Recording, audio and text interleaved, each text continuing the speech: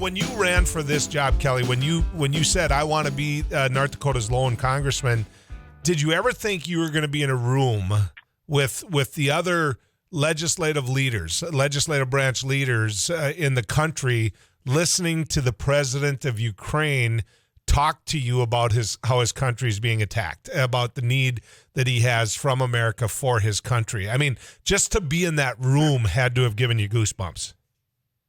Yeah, and unfortunately not in a great way, right? And Right. you bring your own backgrounds into this stuff, and you learn. You learn more. I learn something new about foreign policy every single day, and that's the truth since I've been here. But also, yeah, we dealt with 9/11, we dealt with the war on terror, all of those things. But and I think I've said this, when peacekeeping tanks from the world's second largest nuclear power roll into a country that wasn't in conflict, that is something that you hope never would have happened again, but obviously has. Let's talk about that, though, because that is the front page. That is the lead story. That is the top broadcast, which is the war in Ukraine. Should or could the United States, could America be doing more? Oh, I think so. I think you can always say that there's things we can do, and some of it is just increasing, the natural efficiency of how we operate and how we deploy assets and how we deploy resources. But I've been very careful, and hopefully I've succeeded in, not making this a tweet war when you are potentially talking about things that could escalate into armed conflict, again, with the world's second largest nuclear power. Well, that's the fact, right? I mean, that's the factor. Somebody asked me when I was out in Bismarck, they said, okay, where is America in all of this? And I said, America's in all this. And if I've got diplomats out there, if I've got anybody talking, negotiating, they're in China. That's where I would have my lead team right now. They would be in China. And once I knew that China was in a position where they were going to stay out of it and let NATO do what NATO does, then everything would change a lot the next day. And I'm curious if you would agree with that. I think obviously, yes. I think, to some degree, I think China is very closely watching this. I think there's no such thing as positives when this goes on. But I think some of our coalitions are stronger than they have been in recent memory, which is good. And I do think that, President Zelensky has to ask for the no-fly zone. That's what he has to do. He also knows it's something we probably cannot provide at this time. But today, I think the House is going to pass a law saying, we're suspending all normal trade relations with Russia. So far, the only countries in the world that exist with are Cuba and North Korea. So, we are working forward to try and do as many things as we can. Like I've said, I have plenty of things to criticize this administration on in the lead up to this, and I'm sure I'll do that again in the future. But right now, I hope that our leadership in both chambers and the White House succeed, because it'll save lives in Ukraine. Do you think Joe Biden has done a good job handling NATO? I think one of the best things he did was disclosing the classified information in real time as we were leading up to this. I think that was a unique take in the 21st century that's never really been done before. I thought that was effective. I think Congress is actually surprisingly working pretty well on these things. And to be honest, both Democrats and Republicans in Congress, through actually bipartisanship, have kind of pushed the White House into getting more aggressive than I think their natural tendency to be is. So, yeah, I think they're listening. We could do a lot better. You can have a lot of questions about the lead up and some of the things that have happened over the last 6 months and how that instituted some of this. But right now, I don't know. Listen, there's no perfect way to handle this, right? None of these decisions are without nuance unless it's involving American soldiers in body bags, and nobody is interested in that right now that I can tell. Well, and one of the reasons I asked you that question is because of what you just said, which I totally agree with, which is that Republicans and Democrats together are speaking with one voice for the most part when it comes to the situation in Ukraine. Obviously, you've got the alt-right that I think, knowing you the way I do, Congressman, I doubt you get up in the morning and say, gee, I'm going to go have coffee with Marjorie Taylor Greene. Is that fair to say? That is fair to say. Okay. That being said, I think that people like yourself and others, are getting together and saying, okay, this isn't a time for this partisan bickering. What can we collectively do together? So I'm going to ask you one that, I support the votes that would get financial aid and military aid to Ukraine. But I have to ask you this. Are you concerned at all over whether or not we as a country can afford it at a time when national debt is rising? I'm worried about whether we can afford anything. I think that is always a place to be. But I've said this for a long time, mostly even before I was involved at the national level. There's certain things that come with being the only world superpower, and the world works better and American citizens are safer when we're participating. And that has been proven true for the last 150 years, by the way. When we draw back, that usually is not good for other places in the world, and eventually that comes back to us as well. So I think we have to look at it. So yes, do I think it's expensive? Sure. Do I think there's other places where we spend $15 billion that we could make up for it in a real quick hurry? Yes. And I think you saw that with the non-defense side last week in the appropriations bill. And this wasn't a Republican fight. This turned into a Democratic fight on the House. We literally offset about 1% of the total funding package, and it completely blew up. And that's why the COVID money got pulled out of the bill, and they're going to try and do that next week. So we need to do a better job about spending money in general. I've been pretty clear about that. But, I voted for the military omnibus, and the reason I voted for it is, again, because sometimes, I don't like voting for omnibuses. There's plenty of stuff in that omnibus I don't like. But we have 2 Air Force bases, and we are at a really heightened stage of military conflict in the world right now. I think sometimes being a grown-up is more important than being an ideologue. Well, and one of the difference in how you voted is you haven't run around saying we must, and then voted against it when it's in front of you. And yeah, I think funding our military at a time when Russia's in an armed conflict with the only democracy in a place that hasn't had a lot of them is probably a necessary function of government, whether you agree with how the bill was done or not. Yeah. Well, and we'll get to a place on this show where we're talking about people who are putting out strong statements about supporting the Ukrainian people that had the vote in front of them to do it and then voted no. And so that's a whole different discussion. But I do agree. But also, I think that's the political fight you get into in omnibuses, right? I mean, the actual Ukraine funding was a very, very, very small portion of that bill. If that bill comes to the floor as standalone, that bill passes with overwhelming bipartisan support. Lots of people who voted against the bill still support the Ukraine funding, which is the problem with the process, which I hope changes. The problem with the process, period, is something I hope changes, and neither party changes it, period. And it drives me nuts because both you and I, our backgrounds are from the North Dakota legislature where you don't do that, Congressman. I was explaining to a group of people this morning how the North Dakota legislature works, and they found it fascinatingly, quaint, and I'm like, you guys, for all of our lumps and bumps and bruises, it just works significantly better. Was the Fed right, Congressman Armstrong, to raise the interest rates?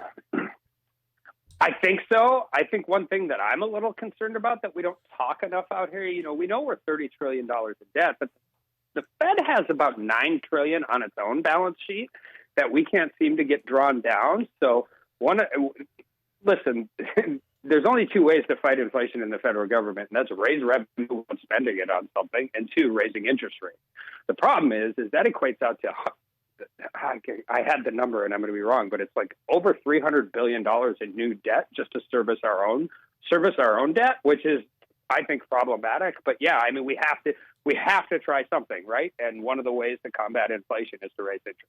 So let's hit upon that though. If you're going to curb what we spend, if you're going to cut, where would you start? Because especially now in this time of war, the potential of World War III, you're never going to be able to convince anybody to cut defense spending. You're sitting there with an older than average America. We live longer, and yet nobody wants to take on Social Security. Those are the 2 big items. And so where after that can you find enough to cut, Congressman? Actually, and that's actually does. So I think that's, and one of the things I don't think, like, near enough people out here talk about. 70% of the federal budget is what I call mandatory spending, and it's not all entitlement spending, right? People pay into Social Security, they get a check back. That's not an entitlement. But it is mandatory spending. Of the 30% that's discretionary, half of that is military spending. So if you would cut 100% of the non-military discretionary funding, you still aren't going to get some of these things under control in real reform. That being said, I mean, we have to quit doing these $6 million here, $10 million here, not paid for programs, because it's, I mean, if you can't even start doing those little things, it's really difficult to see how you get to a point where you can tackle some of these things. But you also have to tackle it in a way that it doesn't get undone in the next election. And it doesn't matter if you're Republicans or Democrats, right? I mean, even if we take the House back, which I'm very confident we're going to do, I think everyone's going to have a Democrat in the White House. Yeah, but you're still going to have a Democrat in the White House, and you're still not going to have 60 votes in the Senate. So if to my Republican colleagues across the country running for the U.S. House, saying if you elect me, everything in D.C. will change, that's not factually accurate. And so one of the things that I've been really pushing for, at least over the next 2 years, because it is the one thing we can do and we should be able to do well, is real robust oversight. And I don't mean politically motivated oversight. There's always going to be part of that. This is a partisan town. It's been going on. Listen, I served on judiciary as soon as the Democrats took over with President Trump. There was plenty of politically motivation to go involved. But one of the things I hope we can do is raise issues about programs that, A, even if it's a good program, don't spend their money well, or B, and start working on those things, because I think that's the first step. Admitting you having a problem is the first step to, and that some of these things don't work very well, is the first step to solving any of them. But before you joined us, a man named Riaz Aziz was on with us. He's a lecturer at NDSU in Concordia, and we were talking about the roles policymakers have in the economy. You know, the stimulus money that went out, and I think our state, the state that you and I love, is a perfect example of this. We weren't hurting financially. We don't want to admit that. Some of the small businesses were. We could point to that, and government should be able to target the people that actually are hurting, or either that or we're completely dysfunctional. But money went out to many people in North Dakota that didn't need stimulus money. Okay, so why? Because that was a government policy. People like yourself and others look good, and that's either side of the aisle. I'm not saying that, but you bring home the bacon, people are going to love you. And so aren't you and others being hypocrites when it comes to what the government spends? Well, I mean, yeah, I don't think you can ever tell a politician that that you can't accuse a politician of having some hypocrisy at some point in time. But I would just, there was two different tranches of money that came out during the COVID stimulus, right? And if you take yourself back to March and April of 2019, we had no idea what was coming, but the federal government was essentially asking everybody. We were essentially creating eminent domain on the entire economy. We were asking everybody to not participate in it. And so there were votes I took then that I said at the time, I said, this is legitimately, I think, the only time in the world I would ever support this program. But then 18 months later, when we actually should have been worried about that, we're sending out checks to every single person under a certain income, whether they've missed a paycheck over the last 2 years or not. At least that was my justification for not voting for it. Listening, after 2 years, we didn't do anything better to target that. And again, yeah, right. That's a leadership decision. That's a bipartisan decision as to why this went. But Congressman, doing it on the front end versus doing it on the back end are two different things. Congressman, both you and I have the majority of our friends are farmers. They're guys that are wearing tuxes at our weddings. But here's the thing. I think farmers have been doing okay, and the stimulus checks that went to the farmers. I'm saying this. If they were in the room with me, I would look them in the face and say this. It didn't need to go to them, and yet it's seen as a win here if we get them. So what I'm trying to say is I'm okay with it. It helps. It helped my economy. It helps where I work, quite frankly. I'm just not okay with those people saying that the federal government's all goofed up and, that it's all corrupt and this and that. And then at the same time, wink, wink, nod, nod, gee, look at the check I got. And so I don't know how you weigh that when you vote. Well, so I think listen, and if you're talking about stimulus money during COVID, I pray that that's a one-off and I never, ever have to take a vote like that again, because that would mean we are in some kind of situation that is similar to that. But I also think, listen, you and I might disagree a little bit on the farmers doing okay. We just went through a historic drought. Prior to that, we had a fall flood. We're going to have anhydrous and diesel and fertilizer shortages coming down the pipe right now in real significant ways. And the commodity boards are lit up great right now, which is fantastic. But we have shipping container problems. We have transport problems. We still can't get any pipe in the ground, which means we're going to be competing with our other favorite industry in North Dakota for transportation. And I think there are listen, there's a reason that farmers don't have a true free market economy, and that's because we don't want $12 gallons of milk and $7 loaves of bread.